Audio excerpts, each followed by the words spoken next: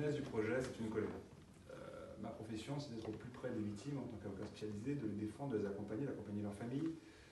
Et j'ai pris conscience à un moment donné que cette accidentalité, c'était nécessaire d'accompagner ceux qui en souffraient. Mais j'ai eu envie de porter la pierre à l'édifice pour qu'en amont, qu'il y ait moins de personnes victimes, qu'il y ait moins de blessés. Et je suis un passionné d'art et j'ai eu l'idée d'apporter dans ce monde, effectivement, qui est souvent un monde de difficultés, de tristesse, de douleur, toute la couleur, toute l'énergie des artistes.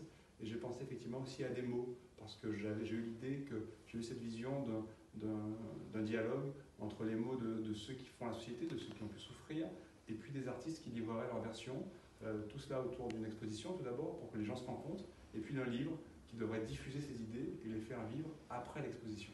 Vous pensez que le vecteur artistique peut justement toucher un plus grand nombre de personnes par rapport à cette problématique?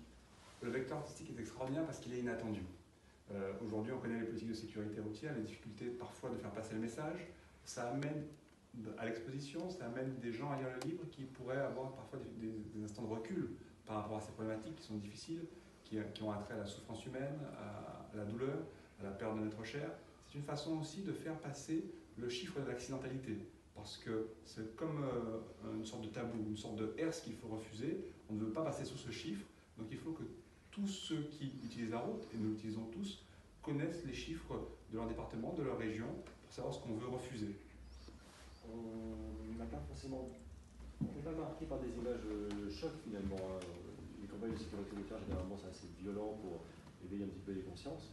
Là, on passe par un peu plus de douceur. C'est aussi important de passer par ça, justement, et de pas forcément choquer ou faire peur.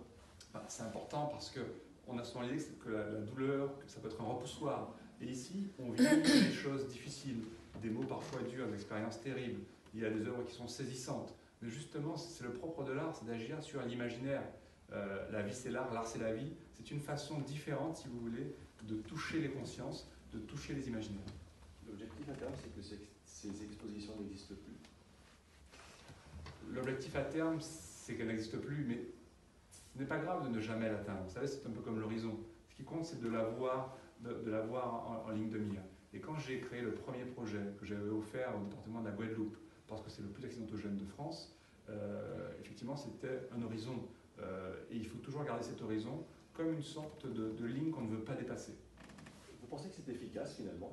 Alors, sans parler forcément de statistiques ou de chiffres, mais d'après vous, est-ce que c'est efficace justement? Je crois qu'en la matière, toutes les volontés doivent être mises bout à bout. Et je crois certainement, et je crois intimement que cela est efficace.